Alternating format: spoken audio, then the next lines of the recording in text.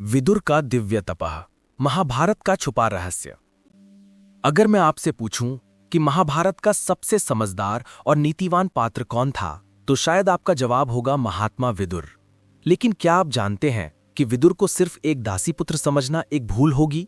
प्रचलित कथाओं के अनुसार उनके भीतर स्वयं मृत्यु के देवता यमराज का अंश था। तो सवाल ये उठता है कि जिस इंसान में इतनी गहरी समझ और दूरदर्शिता थी, जो आने वाले कल की आहट पहचान सकता था, उसने कुरुक्षेत्र के उस भयानक विनाश को रोकने के लिए अपनी पूरी शक्ति का इस्तेमाल क्यों नहीं किया? आखिर क्या थी विदुर की वो मजबूरी? आइए जानते हैं महाभारत का ये छुपा हुआ रहस्य।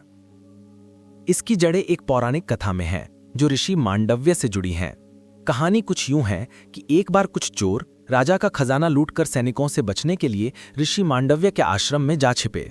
ऋषि उस समय तपस्या में लीन थे और उनका मौन व्रत था। जब सैनिक वहां पहुंचे तो ऋषि ने मौन होने के कारण कोई जवाब नहीं दिया। सैनिकों को तलाशी में चोर और खजाना दोनों मिल गए और उन्होंने भूल से ऋषि को भी उनका साथी समझ लिया। राजा ने बिना पूरी जांच किए ऋषि को सूली पर चढ़ाने की सजा सुना दी, लेकिन ऋषि ने अपने तपोबल से सूली पर भी प्राण नहीं त्यागे। जब राजा को अपनी गलती का एहसास हुआ तो उसने माफी मांगी। इसके बाद ऋषि मांडव्य सीधे यमराज के पास पहुंचे और पूछा कि उन्हें ऐसे झूठे आरोप की सजा क्यों मिली। यमराज ने अपने खाते देखकर बताया कि जब आप 12 साल के थे तब आपने एक छोटे से कीड़े को सींग चुभ थी। उसी कर्म के फल के रूप में आपको यह कष्ट मिला। यह सुनकर ऋषि क्रोधित हो गए और कहा कि 12 साल के बालक को धर्म अधर्म का पूरा ज्ञान नहीं होता। तुमने एक छोटे से कर्म के लिए इतनी बड़ी सजा दी, ये न्याय नहीं है। इसी पल ऋषि मांडव्य ने यमराज को शाप दिया कि इस अन्याय के कारण तुम्हें पृथ्वी पर एक दासी के पुत्र के रूप में जन्म लेना होगा। माना जाता है कि इसी श्राप के कारण धर्मराज यम ने हस्तिनापुर में विदुर के रूप में जन्म लिया। तो अब हम जानते हैं कि क्यों विदुर को धर्मराज यम का अवतार माना जाता है। लेकिन यह बात रहस्य को और भी गहरा कर देती है। अगर आप भी महाभारत की ऐसी ही अनसुनी कहानियों में दिलचस्पी रखते हैं तो हमारे चैनल को सब्सक्राइब करना ना भूलें। ये महाभारत के सबसे बड़े सवालों में से एक है। विदुर हस्तिनापुर के प्रधानमंत्री थे और जानते थे कि दुर्योधन जो कर रहा है वो अधर्म है और उसका अंत सिर्फ विनाश होगा। उन्होंने दुर्योधन के जन्म के समय दिखे अपशगुनों से ही समझ लिया था कि यह बालक कुल का नाश कर सकता है और धृतराष्ट्र को उसे त्यागने की सलाह भी दी थी। उन्होंने लाक्षागृह के षड्यंत्र से पांडवों को बचाया और हर कदम पर धर्म का साथ देने की कोशिश की। लेकिन फिर भी उन्होंने युद्ध को रोकने के लिए अपनी पूरी शक्ति का इस्तेमाल क्यों नहीं किया? इसके पीछे कुछ गहरे कारण थे। पहला और सबसे बड़ा कारण था उनका धर्म संकट। प्रधानमंत्री होने के नाते उनका कर्तव्य हस्तिनापुर के राजा धृतराष्ट्र के प्रति था। अगर वे युद्ध में उतरते तो उन्हें अधर्म का साथ देते हुए कौरवों की तरफ से लड़ना पड़ता, जो उनकी आत्मा को कभी स्वीकार नहीं था।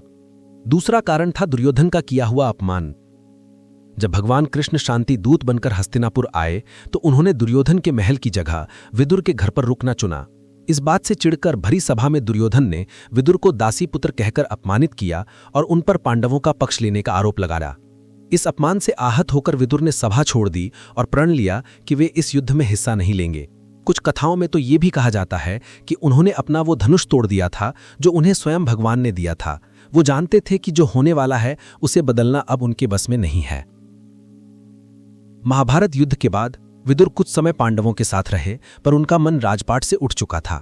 जब धृतराष्ट्र, गांधारी और कुंती ने वानप्रस्थ आश्रम जाने का फैसला किया तो विदुर भी उनके साथ तपस्या करने वन चले गए।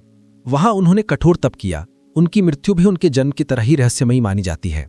एक प्रसिद्ध कथा के अनुसार जब युधिष्ठिर उनसे मिलने वन पहुंचे तो उन्हें देखते ही विदुर ने योग शक्ति से अपने प्राण त्याग दिए और उनकी आत्मा युधिष्ठिर के शरीर में विलीन हो गई। ऐसा इसलिए हुआ क्योंकि युधिष्ठिर को भी धर्मराज का ही अंश माना जाता है और इस तरह धर्म का अंश वापस धर्म में ही समा गया। एक और मान्यता यह भी है कि भगवान कृष्ण ने विदुर को दिए वचन के अनुसार उनके शरीर को अपने सुदर्शन चक्र में समाहित कर लिया था ताकि उनका कोई अंश पृथ्वी पर न बचे। विदुर का पूरा जीवन त्याग, धर्म और एक गहरे मौन की कहानी है। वे यमराज के अवतार होकर भी इंसानी कर्तव्यों और सीमाओं में बंधे रहे। उन्होंने हमें सिखाया कि कभी कभी सबसे बड़ा धर्म अधर्म के खेल का हिस्सा ना बनना ही होता है। उनकी चुप्पी कोई हार नहीं थी, बल्कि धर्म को बचाने का एक मौन प्रयास था। आपको क्या लगता है, क्या विदुर का चुप रहना सही था या उन्हें युद्ध रोकने के लिए हस्तक्षेप करना चाहिए था? अपनी राय हमें नीचे कमेंट्स में जरूर बताएं। और अगला रहस्य आप महाभारत के किस पात्र का जानना चाहेंगे, ये भी हमें जरूर बताएं। वीडियो को लाइक, शेयर और सब्सक्राइब जरूर करें ताकि ऐसी और प्रेरक कहानियां आप तक पहुंचती रहें। देखने के लिए धन्यवाद।